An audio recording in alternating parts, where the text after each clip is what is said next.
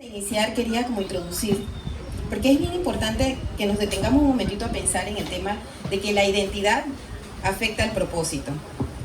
En Campamento de Judá, para los que no saben, es el tiempo con los niños y jóvenes aquí que tenemos los sábados. Yo tuve la oportunidad de hacerle una pregunta a los chicos, que es esta pregunta que está aquí.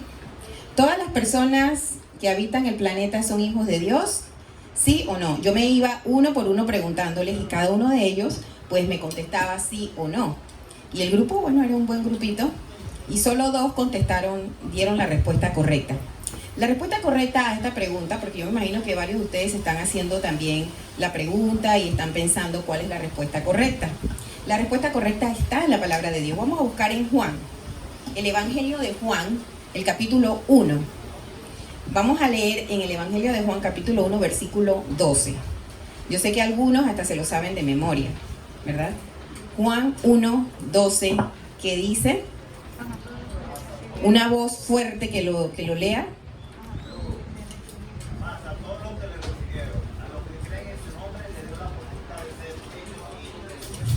Amén. Amén. La palabra de Dios nos dice: mas a todos los que le recibieron, a los que creen en su nombre, les dio potestad de ser hechos hijos de Dios. Y está remarcado todos, porque es bien importante que pensemos en que los propósitos de Dios son globales, ¿verdad? Y lo global entonces nos abarca de manera individual. Todos los que le recibieron, a los que creen en su nombre, les dio potestad, poder, autoridad, privilegio, ¿verdad?, de ser hechos hijos de Dios. Entonces, la respuesta correcta es no. No todas las personas que habitan en el planeta Tierra son hijos de Dios. Fue importante porque así los chicos aprendieron algo nuevo, ¿verdad? Porque la mayoría contestó que sí, que como que todo el mundo nace hijo de Dios. Y no es cierto, porque la palabra de Dios, que es nuestra base, nuestro fundamento, dice que solamente aquellos, y dice todos, porque dice todos los que le recibieron, los que creen en su nombre. Si uno se va allí al mismo Evangelio de Juan, no lo vamos a leer ahorita completo, pero se lo podemos dejar de tarea, léalo completo desde el versículo 1, habla del verbo. Aquel verbo fue hecho carne, ¿verdad? Y habitó entre nosotros. En el principio era el verbo y el verbo era con Dios y el verbo era Dios, ¿verdad? El verbo se refiere a Jesucristo, ¿verdad? Y Él, a todo aquel que recibió a Jesucristo, todo aquel que cree en Jesucristo, entonces ese grupo tiene la potestad de ser hechos hijos de Dios. Esto es muy importante que nosotros lo valoremos. Yo sé que la mayoría de nosotros en la iglesia lo sabemos, pero es importante que usted esté seguro de que usted es hijo de Dios. Que si alguien se le acerca y le pregunta, ¿tú eres hijo de Dios? Si algo te pasa hoy y llegas a la presencia de Dios, ¿vas a poder entrar a la presencia de Dios? ¿Verdad? Que estemos seguros y digamos así como el hermano dijo, amén. Yo estoy seguro, yo no hice la pregunta abierta, así que no se preocupe. Yo sé que la mayoría aquí estamos seguros de que si el Señor nos llama a su presencia hoy, vamos a entrar porque somos hijos de Dios. Y un padre amoroso, ¿verdad?, le da entrada a sus hijos. Pero si usted no está seguro de que usted es hijo de Dios, este es el momento de que usted debe reflexionar, ¿verdad? Y debe llevar esa duda al Señor. Si dudamos, es por algo que está en nuestra mente, ¿verdad?, que se llama pecado. Porque también está marcado en amarillo, por cuanto todos pecaron y están destituidos de la gloria de Dios. Si usted no se identifica como hijo de Dios, usted puede sentirse en el grupo de pecadores no perdonados. Y hoy le queremos decir, ¿verdad?, que Dios proveyó la respuesta a eso. Porque de tal manera amó Dios al mundo, dice Juan 3:16, que ha dado a su Hijo unigénito para que todo, y vuelvo a remarcar allí en amarillo, todo aquel que en Él cree no se pierda, mas tenga vida eterna. Así que el pecado lo resolvió Cristo al morir en la cruz. Y al recibirlo, nosotros tenemos vida eterna. Es importante esta introducción, hermanos, porque si yo entiendo mi identidad como hijo, yo voy a querer obedecer a mi Padre, yo voy a querer tener la visión de mi Padre. Y la visión de nuestro Padre es una visión global.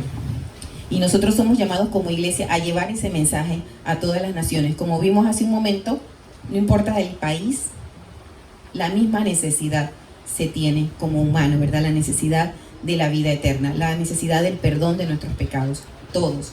No importa nuestra cultura, nuestro nivel social, nuestro nivel económico, tenemos una necesidad espiritual que solo la llena Cristo. Y yo solamente debo creer, recibirle como mi Salvador y creer que tengo la vida eterna. Vamos a orar. Padre Santo, en esta mañana y en esta breve introducción, Señor, estamos reflexionando en tu gracia, estamos reflexionando en tu amor. En este lugar, en este momento, en esta hora, pedimos que tu Espíritu Santo siga hablando a nuestros corazones. Revélanos si hay pecado en nuestras vidas, revélanos si hay duda en nuestras vidas, revélanos si hay temor, porque Señor, en tu palabra dice que tú eres el amor y echas fuera todo el temor, el perfecto amor que eres tú. No queremos vivir en temor, no queremos vivir en miedo, en tristeza. Queremos vivir en certidumbre, seguros de ser tus hijos, porque un hijo de Dios puede caminar con dignidad, con esperanza, con confianza. Y así queremos andar, Señor. Ayúdanos, Señor, a confiar en ti. Perdónanos, Señor, y que haya una conversión, oh Dios, completa en nuestro corazón, que podamos relacionarnos contigo a través de la oración, a través del servicio para la extensión del reino, y que lo hagamos de todo corazón. Límpianos, purifica nuestras mentes, nuestros corazones y permite que en este tiempo tu palabra siga hablando a nuestras vidas. Esto lo pedimos, Señor, en el nombre de Cristo Jesús. Amén. Amén. Hermanos, abran su Biblia nuevamente en Génesis. Vamos a leer nuevamente rápidamente el pasaje de Génesis que estuvimos leyendo.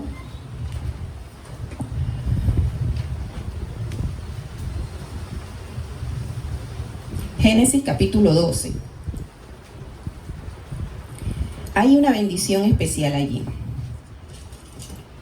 Génesis capítulo 12, del versículo 1 al 3. Hermano Junior, si lo puede leer, por favor, en voz alta. Pero Jehová había dicho a Abraham: vete de tu tierra y de tu parentela y de la casa de tu padre a la tierra que te mostraré. Y haré de ti una nación grande y te bendeciré. Y engrandeceré tu nombre y serás bendición. Bendeciré a los que te bendijeren.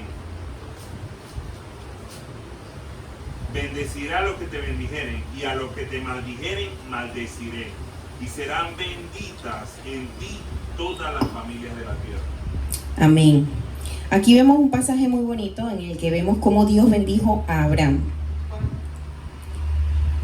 Es importante entender, hermanos, que la bendición de Dios es una bendición global.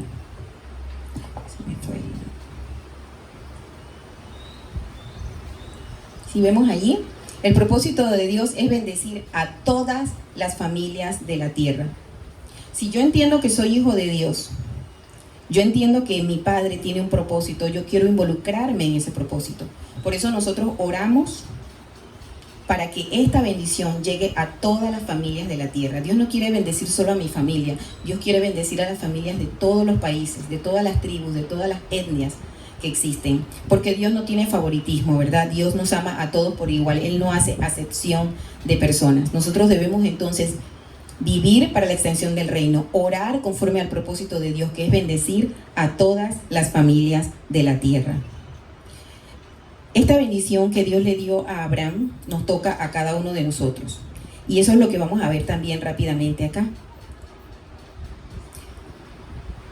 Este propósito global de Dios nos mueve a orar por las misiones globales, ¿verdad?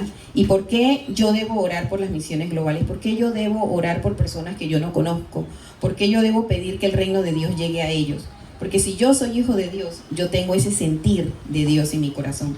Y si hermano o hermana, usted no tiene ese sentir en su corazón, órele al Señor y dígale: Señor, yo no siento compasión, yo no siento ese amor. Vivifique, ¿verdad? Avive el fuego del don de Dios que está en usted. Pídale a Él de corazón que le ayude a sentir esa pasión por las almas, porque eso es lo que está en el corazón de Dios. Miren dónde estaba escrito este pasaje, en Génesis, al inicio, ¿verdad? De toda la creación, el Señor nos está dando de su gracia, desde el primer pecado que cometió Adán y Eva, ¿verdad? Ese pecado provocó un juicio sobre los que estaban allí.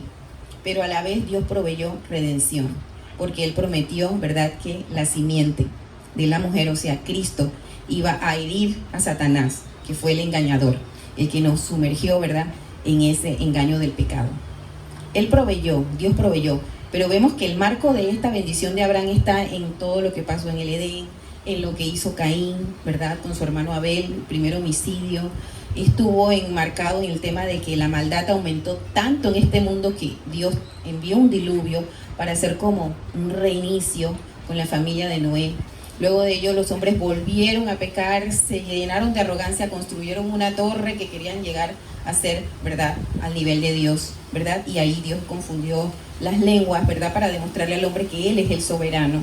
Y aún después de esta bendición también sabemos el cuadro doloroso de la destrucción de Sodoma y Gomorra por entregarse al pecado. Entonces vemos que la gracia de Dios y la bendición de Dios es para nosotros. Y Él le dijo a Abraham que por medio de él todas las familias iban a ser bendecidas. Y nosotros somos bendecidos.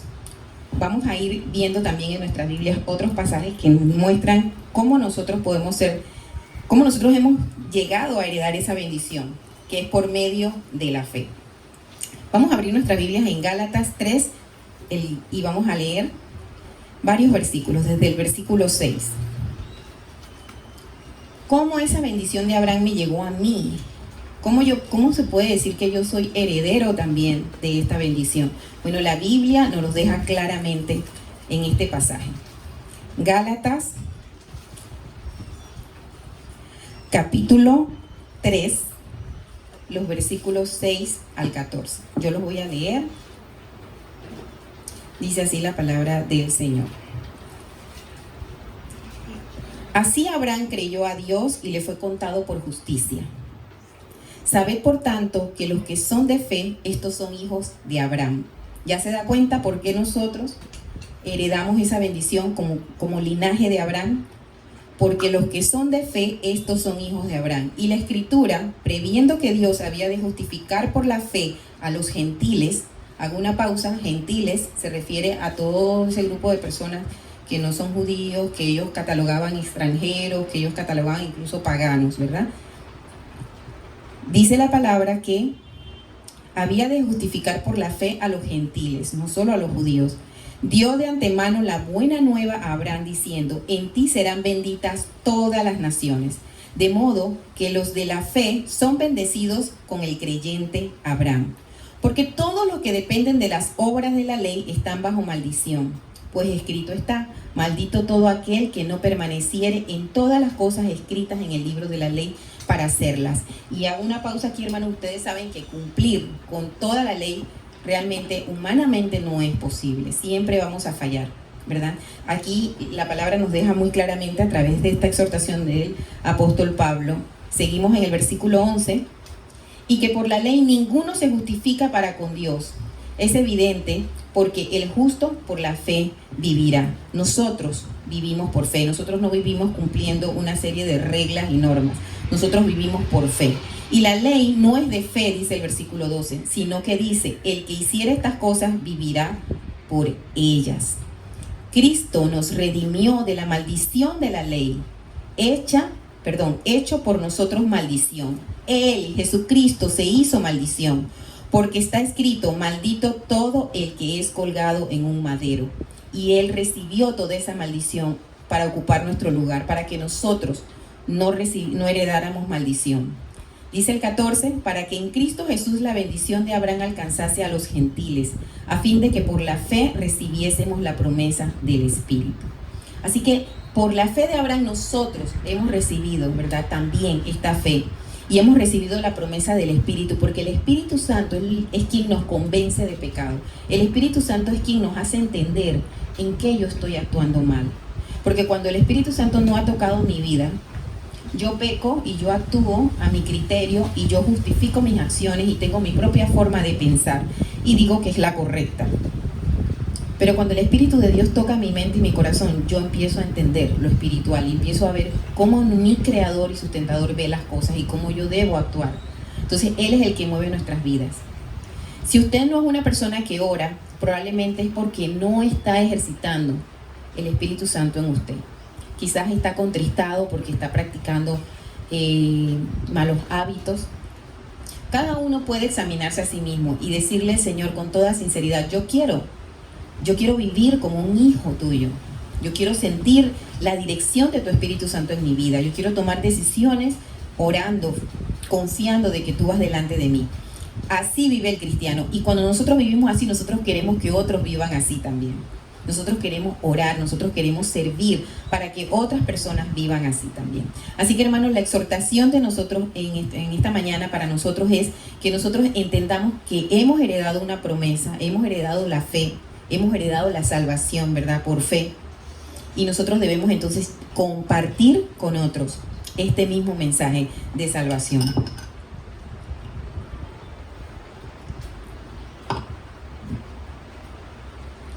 Nosotros estamos sirviendo al Señor porque tenemos la esperanza de que Él va a volver, como Él lo prometió. Y si usted busca en su Biblia en Apocalipsis 7:9, ¿verdad? Usted va a leer allí, ¿verdad? Algo que va a pasar en un futuro. Después de esto miré, y he aquí una gran multitud, la cual nadie podía contar, de todas las naciones y tribus y pueblos y lenguas, que estaban delante del trono y en la presencia del Cordero, vestidos de ropas blancas y con palmas en las manos. Y está marcado nuevamente todas, ¿verdad? De todas naciones, tribus y pueblos. El interés de Dios es un interés global. Y dentro de lo global se interesa por cada persona. Pero la decisión es individual. Dios no nos obliga, Él toca, el Espíritu Santo toca tu vida, pero nosotros podemos resistirnos a la obra del Espíritu Santo. La invitación es a que no nos resistamos nosotros a la obra del Señor, nos apasionemos por Él cada día y también nos involucremos en la extensión de su reino. Y que veamos este sueño hecho una realidad. Más que un sueño, es una profecía, es algo que se va a cumplir. Una gran multitud, y esperamos nosotros estar dentro de esa gran multitud, que no se puede contar, de todas las naciones, tribus y pueblos y lenguas, ¿verdad?, que están delante del trono, ¿verdad?, alabando y adorando al Señor. Esa es la meta. Nosotros tenemos que enfocarnos en la extensión del reino de nuestro día a día. Y eso va a hacer que nuestros problemas pesen menos. ¿Por qué? Porque nuestros problemas son pasajeros. Van a terminar cuando todo esto desaparezca. Y el Señor ha prometido cielos nuevos y tierra nueva. El Señor nos ha prometido vida eterna. Entonces es mejor poner nuestra atención en lo eterno. Es poner nuestra mirada en lo que nadie va a poder destruir, en lo que nadie va a poder modificar, ¿verdad? Porque Dios es quien tiene el control. Y Él nos ha dado vida eterna para que nosotros demos ese mensaje de esperanza a los que están también deseosos de tener una comunión personal con Dios. Nosotros como iglesia somos llamados, hermanos, a orar conforme a los propósitos de Dios. Y cerrando esta parte vamos a ir viendo en lo que dice Romanos 15, ¿verdad?, el versículo 30. ¿Por qué debemos orar? Romanos 15, el versículo 30. Yo lo voy a leer, dice así la palabra del Señor. Pero os ruego, hermanos, por nuestro Señor Jesucristo y por el amor del Espíritu, que me ayudéis orando por mí a Dios. Esto lo dijo el apóstol Pablo, ¿verdad? Él dijo, hermanos, ayúdenme orando por mí. Nosotros debemos orar por los misioneros. Pablo era un misionero, él iba de iglesia en iglesia. Él iba de lugar en lugar, predicando el evangelio, estableciendo iglesia. Nosotros debemos orar por los misioneros. Esa es una forma de ayudar. Pablo también sabía que la oración trae frutos. Vamos a ver lo que dice en 2 de Corintios, capítulo 1, los versículos 10 y 11. 2 de Corintios 1, 10 y 11 dice Pablo, el cual nos libró y nos libra, y en quien esperamos que aún nos librará de tan gran muerte, cooperando también vosotros a favor nuestro con la oración, para que por muchas personas sean dadas gracias a favor nuestro por el don concedido a nosotros por medio de muchos. La petición es que usted y yo podemos cooperar, orando por los que están en el campo, orando por nuestros hermanos que están en lugares en donde es muy difícil ser cristiano, y orando unos por otros, para que aquí en nuestro país, para aquí en el lugar donde nosotros estemos, la palabra corra, para que en nuestros hogares el reino de Dios también sea establecido, ¿verdad?, en los corazones de cada uno de nuestros seres queridos. Nosotros tenemos que orar conforme al propósito de Dios, y su propósito va de aquí hasta lo último de la tierra. No orar solamente porque Dios dame comida, Señor dame trabajo, Señor resuelve el problema de mi tía, que mi mamá, que mi... Todo eso nosotros podemos orar por nuestras necesidades, por nuestra familia, pero también tenemos que orar conforme al propósito de Dios, que es que toda la tierra sea llena, ¿verdad?, del Evangelio. Y vamos a estar orando hoy también conforme al propósito de Dios. ¿Cómo usted puede orar conforme al propósito de Dios? Además de las peticiones que usted normalmente le eleva al Señor, ore, ¿verdad?, por puertas abiertas. ¿Qué dice en Colosenses 4? Versículos del 2 al 3. Colosenses 4, del 2 al 3 dice: Amos, haced lo que es justo y recto con vuestros siervos, sabiendo que también vosotros tenéis un amo en los cielos. Perseverad en la oración, velando en ella con acción de gracias. Debemos orar para que Dios abra puertas. Debemos ser perseverantes. Debemos orar por valentía para testificar, porque testificar es algo que a veces tú tienes que deliberadamente planear. Yo tengo que testificar. Tú te tienes que animar y orar para que el Espíritu Santo vaya delante de ti, poniendo esas palabras que las personas ya necesitan escuchar, que el Señor ya sabe de antemano qué es lo que ellos necesitan. Orar por valentía para testificar. Orar para que la palabra de Dios se proclame sin obstáculos. Hermano, ore por eso y usted va a ver cómo Dios cumple esa oración. Porque el enemigo, no tenemos lucha contra sangre y carne, tenemos enemigos espirituales que están allí tratando de obstaculizar el avance del Evangelio. Oremos para que la palabra de Dios se proclame sin obstáculos. A mí aquí me hace recordar el testimonio de un hermano que, sí, es hermano en Cristo ahora. Él, algunos saben su historia porque conocen incluso una película que se llama Poema de Salvación. Un joven que conoció de Cristo, luego se entregó al mundo, a un grupo de rock. De hecho, hizo pacto con el diablo, estaba muy sumergido en todo ese mundo, pero tenía una madre que oraba, que nunca dejó de orar. Y ella oraba y se le cancelaba un contrato aquí. Y ella oraba y se le cerraba otra puerta allá. Y ella oraba y él trataba de obstaculizar la oración de su madre para que no se le cerraran puertas. Hermano, si usted duda, no va a haber nada. Pero si usted tiene fe, usted va a ver la obra de Dios. Así que oremos con fe. En cualquier petición que hagamos, oremos con fe. Y oremos porque Dios haga cosas. Es bonito orar, de verdad, por la situación que está pasando este país, ¿verdad?, con el terremoto. Y decirle: Señor, dale fuerzas a los que están vivos todavía. Y todavía miren todo el tiempo que ha pasado y siguen encontrando personas vivas, niños, hasta bebés. Y uno se sorprende de ver que Dios tiene poder, pero nosotros sabemos que Dios tiene poder. Así que, hermanos, sigamos orando con fe, porque Dios quiere, ¿verdad?, que no haya obstáculos para la extensión de la palabra de Él. También oremos para que haya armonía y aceptación de parte de los creyentes. Oremos por la dirección y ayuda de Dios en los viajes, porque ellos viajan, los misioneros. A mí me llegó una petición de un hermano que tiene que hacer unos arreglos de visado y demás, y tienen que pagar unos montos muy altos y han tenido que levantar ofrendas para él poder hacer esos pagos. Los misioneros pasan muchas circunstancias complejas. Nosotros debemos orar para que se abran puertas de bendición para ellos. Orar para que los misioneros renueven sus fuerzas y orar por protección. Porque estar en el campo, alejado de tu zona de confort, de tu familia, de tu comodidad, pues trae muchos espacios de tristeza, de soledad, en la que sientes como que nadie te llama, nadie te escribe, nadie pregunta. Pero no, es importante hacerles saber que estamos orando por ellos. Es importante que oremos también, porque Dios les permite de alguna forma también saber que estamos orando por ellos. Hermanos, Dios nos exhorta y nos invita a que oremos conforme a su propósito, y su propósito es global. Así que sigamos orando cada día, entreguemos nuestros corazones a Él. Si tenemos dudas de nuestra identidad como hijos, hoy es el día para que superen toda duda. El Señor llama a la puerta, ¿verdad? Y el que abre la puerta dice el Señor: yo entraré y cenaré con Él y Él conmigo. Él va a tener comunión con nosotros, dice Apocalipsis 3:20. Él quiere tener comunión con nosotros. Hermanos, si su comunión con Dios se ha visto interrumpida por alguna razón, no se preocupe. Solamente dice la palabra que dice que si confesamos nuestros pecados, Él es fiel y justo para perdonar nuestros pecados y limpiarnos de toda maldad.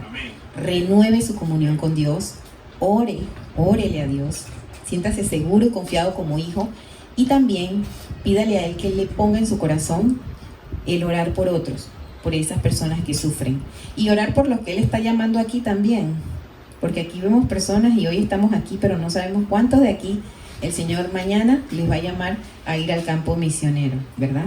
Y tenemos que orar por eso también, porque eso es todo un tema familiar, de iglesia, ¿verdad? Y yo sé que a la iglesia nuestra el Señor nos está llamando, en principio para orar, dar, pero también para ir. Aquí lo estamos haciendo también de una forma con el Ministerio a Migrantes, donde vemos personas de tantas naciones que les damos un alivio, una ayuda. Hermanos, oremos por todas estas necesidades y entonces agradezcamos a Dios por esta gracia. Vamos a orar para cerrar este tiempo.